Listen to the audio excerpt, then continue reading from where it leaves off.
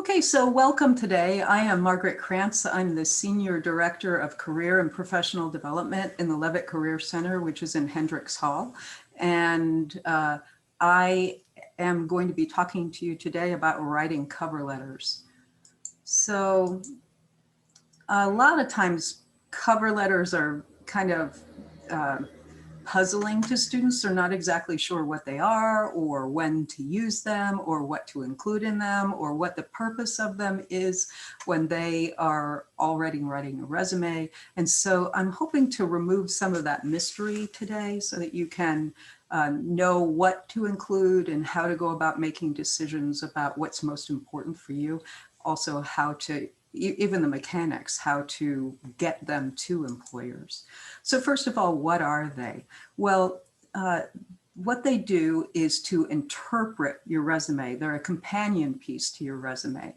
And if you are printing them or attaching them as full documents, you actually want them to match. You want them to be in the same font family and formatted in similar ways. So not with exactly the same headings, but with, you know, like for example, if you happen to choose Times New Roman 12 point for your resume, do the same for your cover letter so that they look like they belong together.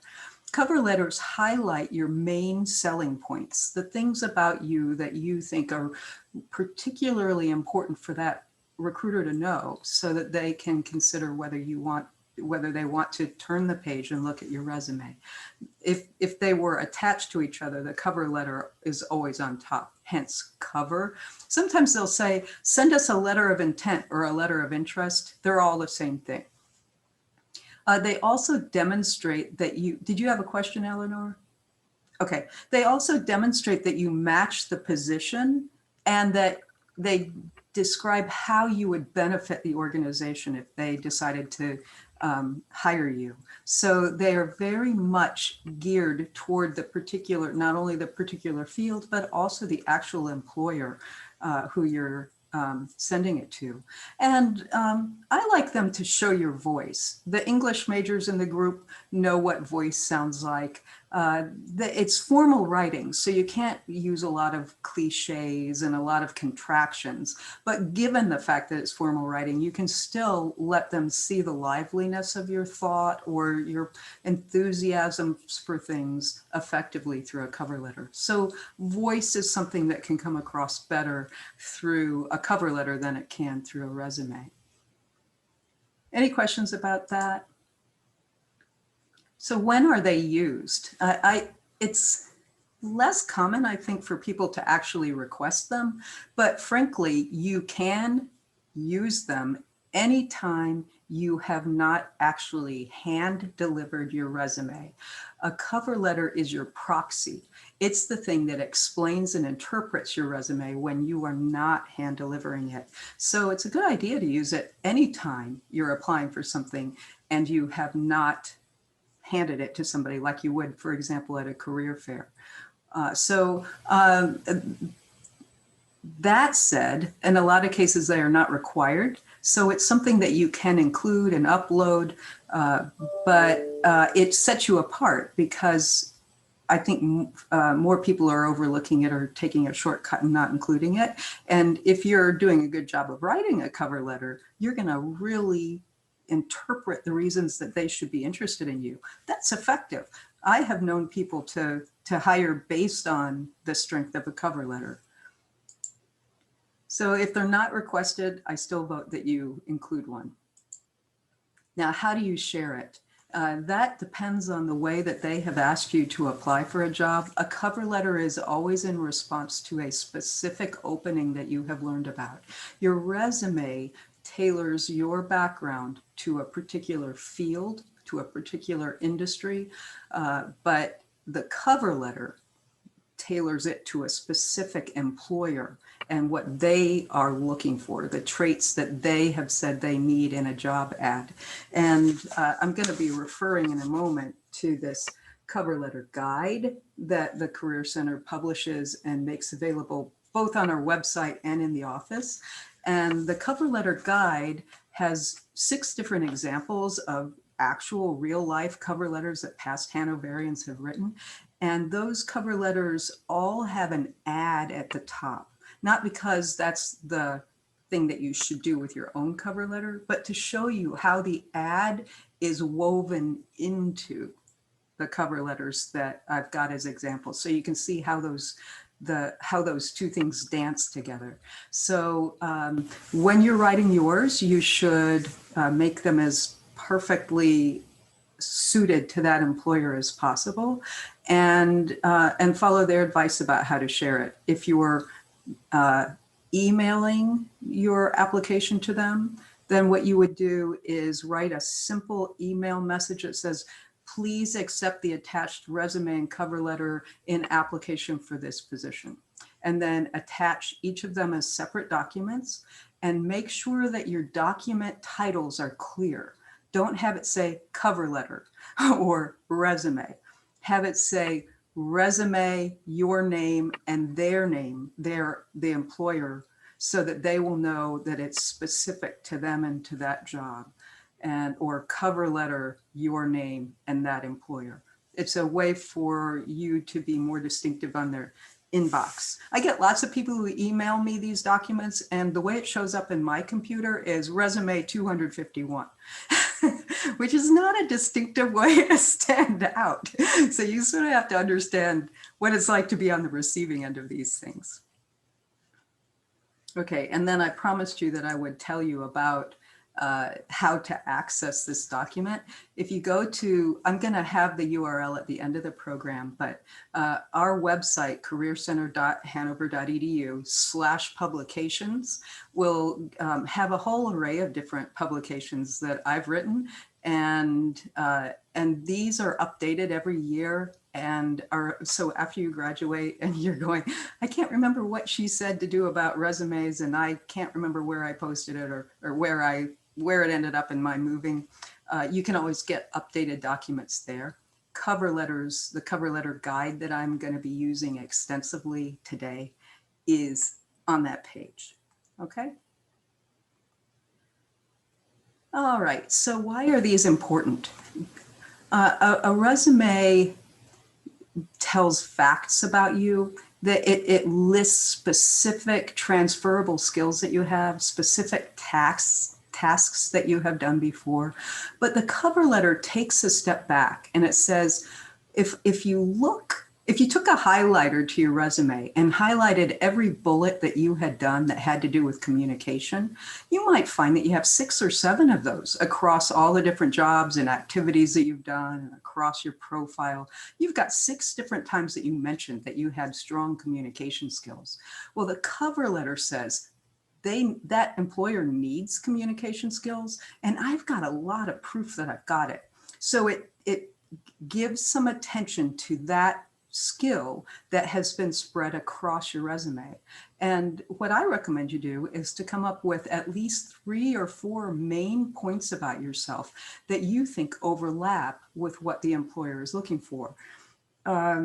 Bree said that she was interested in going into either HR or event management, event planning.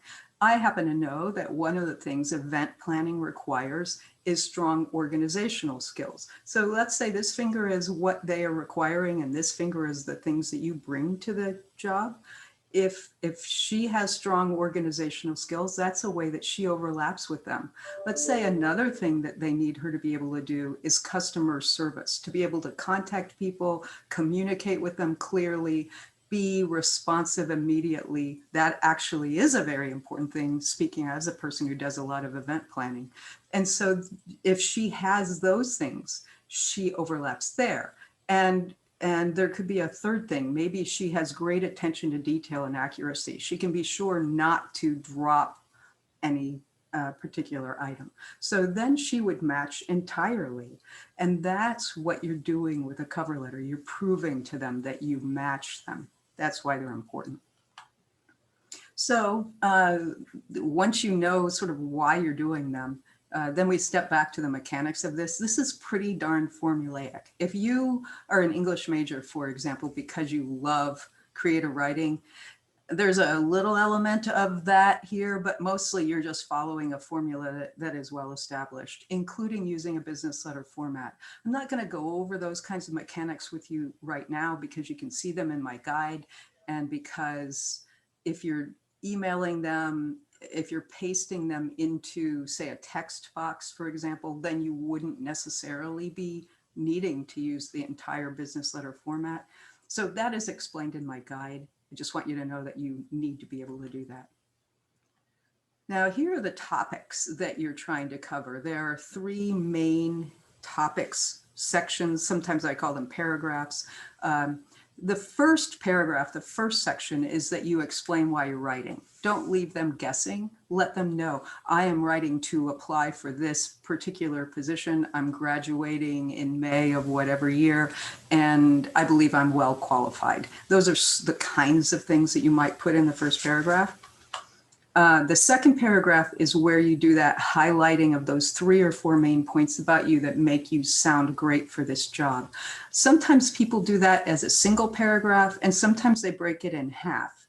And if they break it into 2, usually the way that they break it is to have the things that they've done that are that were work related in one paragraph, and the things that they've done through Hanover, either through classes or leadership activities, as a second paragraph. That's a possible way to organize it, but it's really dependent on what works best for you.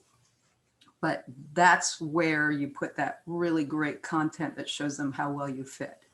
And then the final paragraph or section is what you tell them you will do next. You've intrigued them, you've got them interested in knowing more about you. Now you say, here's how I hope that this relationship will proceed. I'm going to break down each one of these as I go through my presentation, so I won't give you more information about that right now, but this gives you kind of a glimpse of the high level view of what you do with a cover letter. So the first thing that you need to do is your research. You can't do a good job of convincing somebody that you're qualified for something if you don't know what on earth it is that you're trying to sound like you're qualified for. I just rattled off the organizational skills, the customer service skills, the attention to detail. I made those up. But if you are trying to appeal to somebody, listen to what they say they're looking for and show them that you have those qualities. So that's the first thing. Do as much research as possible about it. The job ad is usually very basic and not particularly helpful. Sometimes you're lucky and they actually are pretty clear. If they're vague, if they say, we're just looking for an enthusiastic person to do this job 40 hours a week, that's not enough information. But a lot of times you can Google job description for whatever that field is and get some pretty good idea of what the job is like in general. And probably whatever is true about your employer has lots of elements of what is true in general. So I recommend that you do that kind of research. I just did a program on writing a resume, and tailoring your resume is related to tailoring your cover letter. I'm going to post that video so that you guys could see it if you want. The other thing is that as you're doing your research, it's way better if you can figure out who on earth to address it to, rather than keeping it vague. If there's a person involved, it's a helpful thing to actually include their name. A lot of employers are pretty cagey about that. They don't want to give you their name because they don't want you to be bothering them when they're trying to get their work done. But if you can find it out, that's a good idea. If you can't, go with something like Dear Hiring Manager or something along those lines. What you don't want to do is To Whom It May Concern, which is, I saw a rating of this, out of what employers want, like the highest one was Address Me by Name. That was 98%. Of course, they then ignore the fact that they don't make their names available. But down at the bottom was To Whom It May Concern. I think it got a score of 14%. So avoid that, okay? It's alienating. Okay, so as you are writing that first paragraph, that's the one where you're telling them why you're writing, why you are contacting them. And so there are a few different ways that you can do that that can catch their attention a little bit more effectively. For example, one approach that you could take to introduce this letter is to lead off with your current role and accomplishments. For example, you could say something like, as a long-term volunteer at Madison Women's Correctional Facility, I am skilled at working with marginalized people. So if this is a job that requires that kind of skill set, that's a pretty effective way to catch their attention right off the bat. Another way to do it is to express enthusiasm for the position. Employers really care about hiring somebody who's got that extra energy to add to how they do the role. So you could say something like, I was excited to learn that you have an opening on your staff for a volunteer coordinator, as I have both the skills and the interest to succeed on your team. Or another way, mention a mutual connection that you have.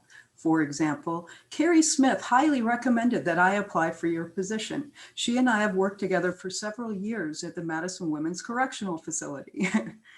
Or you could state your most related skills. So you're seeking a new staff member who has excellent interpersonal skills, experience in working with marginalized people, and the ability to motivate staff. This sounds like me. So do you guys see how that can be a pretty engaging sort of lead off? So those are a few possible ways to introduce this. Now, these are each excerpts of my cover letter guide, and each one is the first paragraph of an actual cover letter that was mailed to somebody. And I am not expecting you to read all this text right now. I just wanted to illustrate to you a technique that I use when I'm training the career peer mentors to learn to evaluate cover letters, and that I also use when I'm talking to students specifically, which is that I think the cover letter guide is a great asset to give you models that you can react to. I'm not necessarily saying that I agree that every one of them is a perfect cover letter, but I think they're good models. And I think if I have found that when people just read the first paragraph of each of the cover letters and the ad that they're trying to relate their background to, they can start to really develop an ear for what works for them. So I suggest that you do that. You'll find that some styles engage you more and some might be less appealing to you. So think about the approach that somebody has used that works for you and see if you can use it as a model for what you do. Does anybody have any questions about that at all? I've just covered that first paragraph and the kinds of things that you might be able to do. Did you have a question, Eleanor? Oh, okay. All right. Okay, so the paragraph that I care most about is that middle section, whether it's one or two paragraphs, because that's where you really highlight the kinds of ways that you think that you're such a good fit. And it's the reason that I think that cover letters can be so effective. So I want to break that down for you. I think it's so confusing for students to know what the difference between a resume and cover letter would be and how to approach it. How do you mine your resume to find good stuff? And where's the line drawn? Because you don't want to copy and paste things from your resume and put them in your cover letter. So what do you do instead? So that's what I'm going to talk about next. So the middle section of the middle 2 pages of my cover letter guide have some worksheets in there for you to actually figure how this works. But I wanted to illustrate this for you. So a job ad will tell you what they're looking for. So in this example, this is a person who's applying for a job that requires analytical skills. And so she says, okay, where do I have proof that I have analytical skills in my background? And she goes, well, for example, I'm the treasurer of my Greek house, and there I analyzed expenditures and sought cost-cutting measures leading to a 10% reduction in annual fees. So that's what I put on my resume, and that's an analytical task. Let me go back.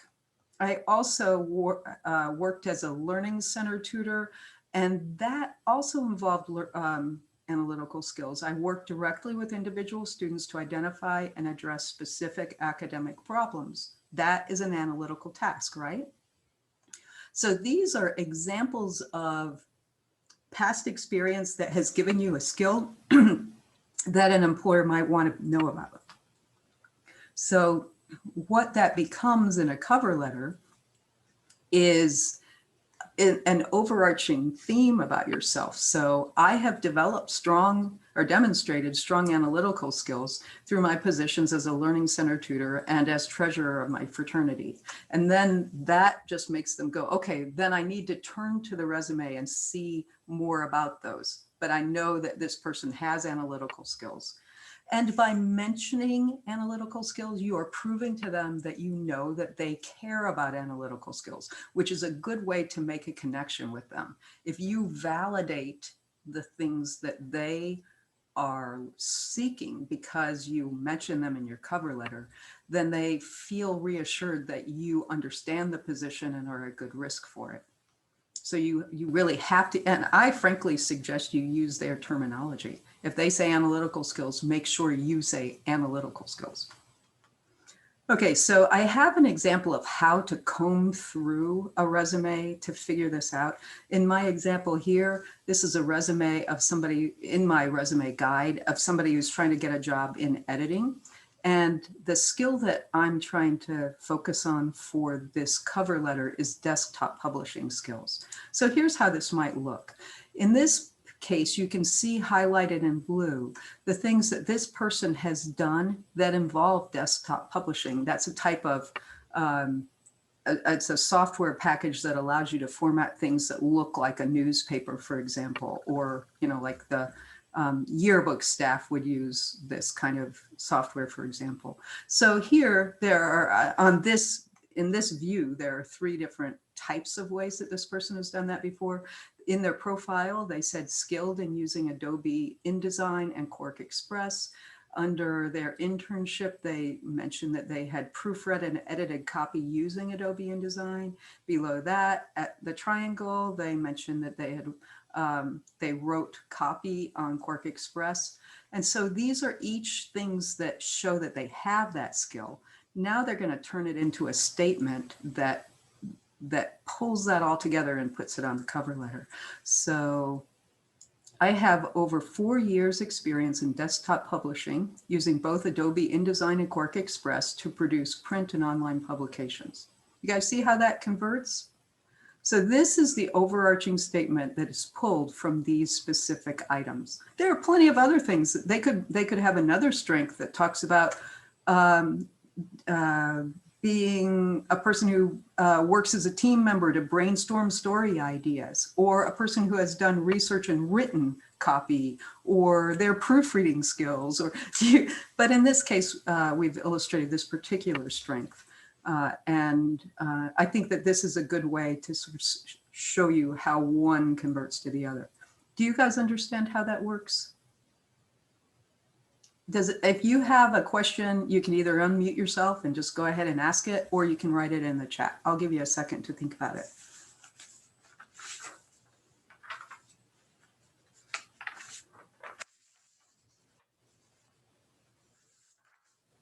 Okay. All right, so we're going to move on to the 3rd paragraph now. And this is what you offer to do next. Now that you've intrigued them, you've told them that you're a good fit, you match what they're looking for. Now you need to tell them what you hope will come of this contact that you've made with them.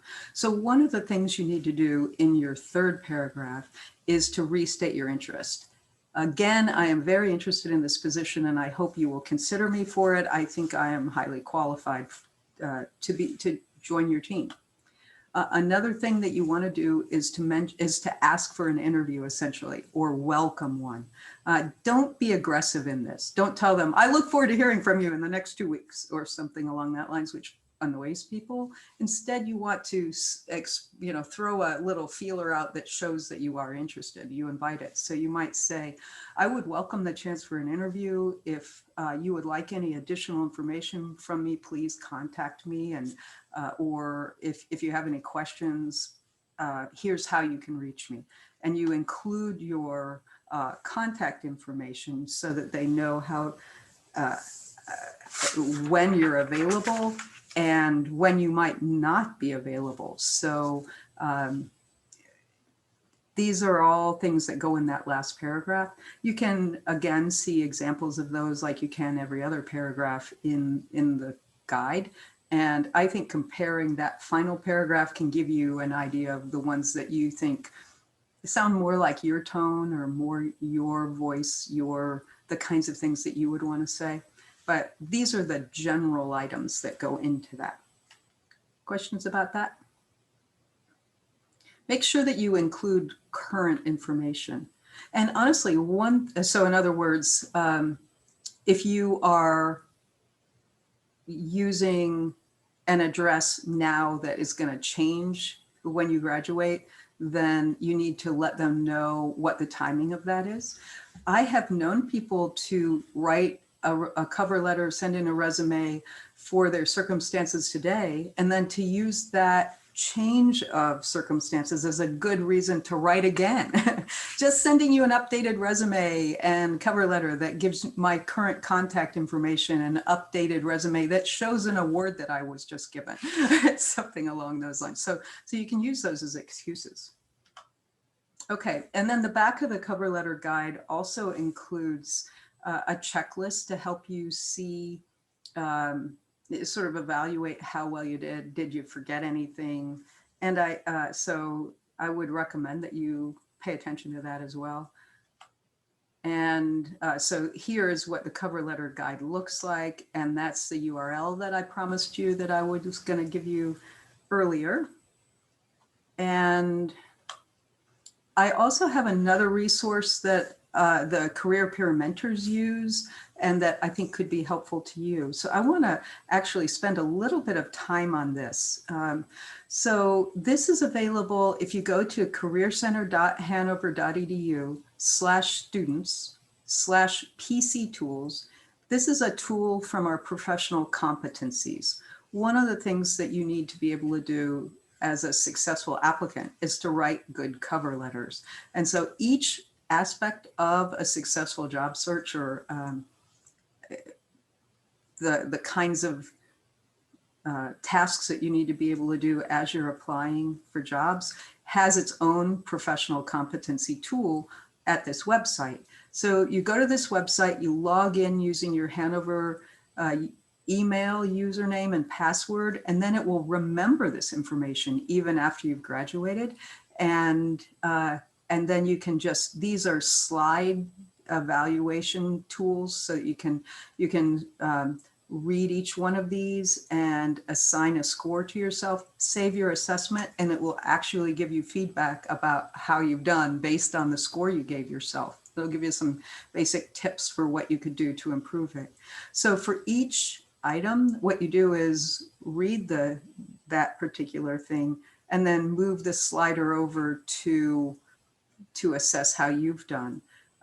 So the first one is that you need to have written your letter to a specific individual for a specific position. And if you can't figure out what that is, then use that more general title, Dear Internship Coordinator, Dear Hiring Manager, something along those lines. And you always follow it by a colon, not a comma, because it's business. Did you have a question, Eleanor? Yes. I have two. My first one is, if we are addressing them by their actual name, is there any sort of formality that we should follow for that, like Ms., or if we don't know them Thank personally? you. Yes, I'm going to answer that and then you can ask me your other question. Thank you for that question. It's excellent. I believe that you should always, in formal writing, unless you have met them and they have said, call me Margaret, you should say, Dear Ms. Krantz, dear, don't assume it's doctor if you don't know that it is, unless the context would imply it. Like if you're writing to a faculty member at a college, you can probably assume it's doctor. And I loved your question about should you use Ms. or whatever.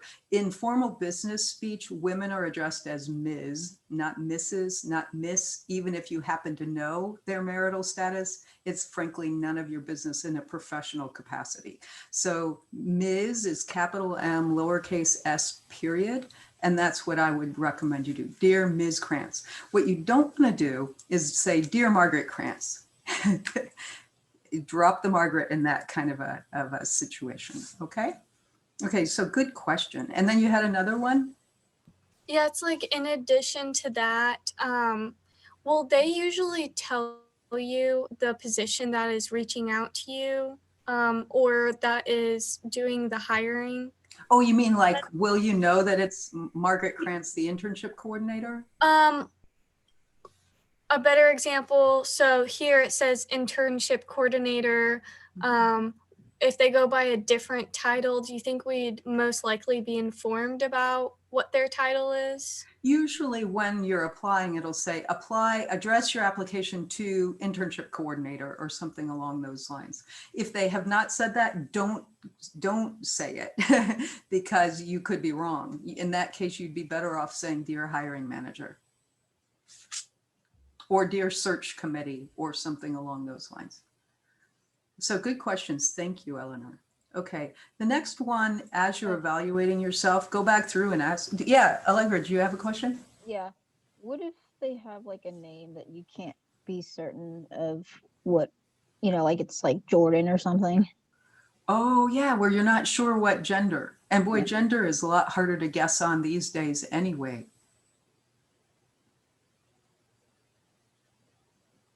It's like one time I applied to someplace and it said, thank God someone said like, oh, like the name was Kyle, but someone else referred to the person as a she before I got there. And I was like, okay, well, great, I know. But You know what I do? I actually go to Google and I Google their name and I can usually find some photograph of them.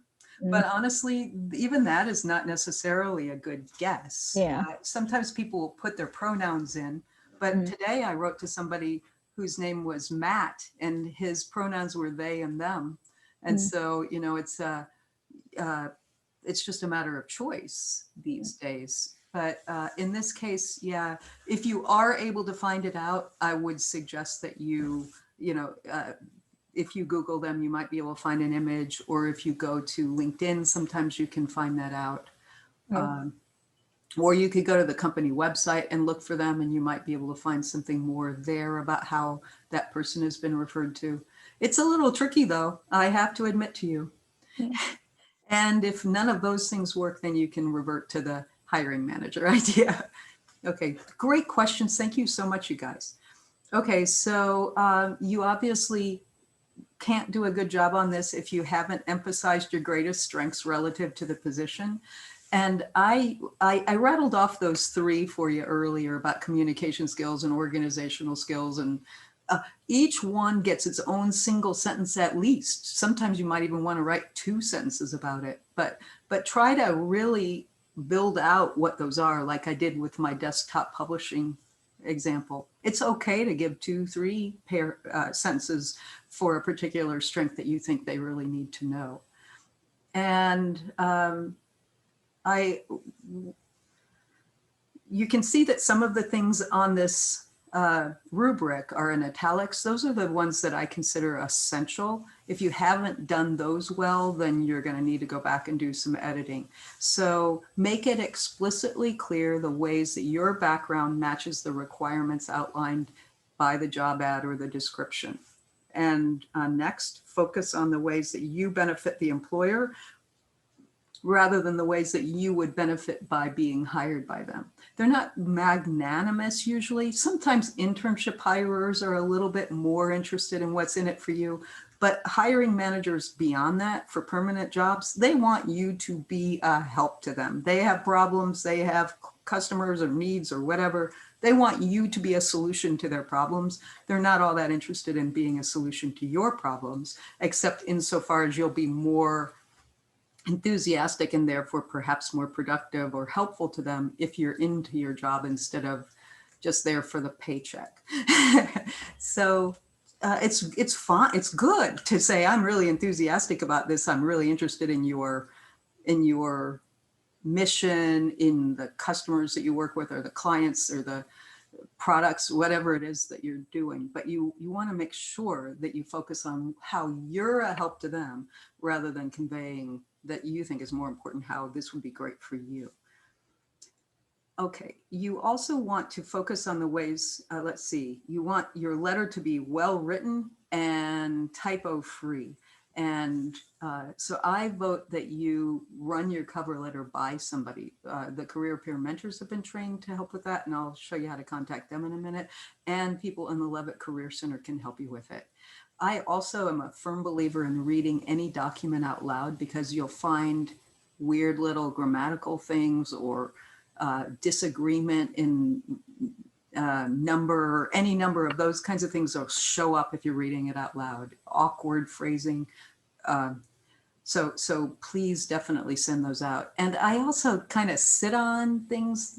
I don't send it out the minute I write it. I'll write it, put it aside, and then get back to it an hour later or the next day, because writing it and then sending it, you will overlook things that you would regret later on. Your letter should, as I mentioned earlier, it should match your resume in terms of format and style. And you should make sure that you have some contact information, some way that you hope that they'll follow up. So those are a few things that you can evaluate your own cover letter on. If you bring it to the Career Peer Mentors, they will have this as what they use to help you evaluate it. Did you have a question, Eleanor? When you talked about like the formula stuff, is that more like the layout, like where we might put our contact information, or? Oh, what I was meaning by that is that basically cover letters follow the same procedure. You know, the first paragraph is why you're writing, the second paragraph is why they should be excited about you, and the third paragraph is what you do next. It's not that you can go, oh, I'm not interested in telling them about, you know, I don't need to explain why I'm interested in this job. So that's what I mean by it. Did you have another question regarding that? Yeah, so when you talk about putting our contact information in there, is that at the end, is it explicitly said? Because I know on your resume, it's one of the first things that we have. So I didn't know if that looked similar, or if it's more casual in sentence form. Yeah, it's built into the last paragraph. It's actually, I can be reached at this number until May, or this email address is the best way to reach me, but I will be out of email contact while I'm in the Upper Peninsula of Michigan the week of this day, you know, whatever it is. It's just so that, yeah, you just build it into that last paragraph. And then I'm gonna have to go to choir soon. Okay, I'm almost done. I'm like, okay, that would be great. All right. Yeah, 2 slides from the end, I think. Okay, so if you have any questions and you want us to look at your cover letter, or just sort of help you draft one, I have sometimes actually sat down with people and said, okay, let's brainstorm what should go in that first paragraph for you. Sometimes people get writer's block. I'm good with that. I actually enjoy helping people do that. So if that's true for you, please contact us. We are available 12 hours a day. So it's hard to say that you can't reach us. The Levett Career Center staff work from 8 to 5 Monday through Friday, and you can make appointments with us through Handshake. The Career Peer Mentors work from 7 to 11 p.m. Sunday through Thursday. And if you want to set up a time to work with them, you email ccpeermentors@hanover.edu. And when you do that, you'll get an auto reply that includes a link to bookings, which is a way that you can click to make appointments with them. It'll tell you when they're available. You click on it, and then it will give you let you pick the time that you want, and it'll send you a Teams link so that you can actually do it virtually at whatever time you choose. Okay, that's it for me. So do you guys have any last questions that you wanted to ask about any of this? Yeah, please, Eleanor. I just have one last question. I know this, we can find all this information through you guys if we need any more help. Yes. Is this posted anywhere, or will it be, or is it like a special presentation? Is this video going to be posted? Is that what this is? Oh, yes, it is a video. Yeah, see, I made this video so that I asked everybody's permission because I would like to post it on our website. Again, what you would do there is go to careercenter.hanover.edu, and the very first bullet on our homepage says, here are career-related videos. And so you can see the ones that exist now. This semester, this week and next week, I'm recording my workshops so that I can add those. Right now, our topics are less sort of general ones, like cover letters. That's a general topic. And these are recorded workshops in this case. So, but yeah, you can find them there. Is that what you were looking for? Okay, great. Does anybody else have a question, or do you have another one?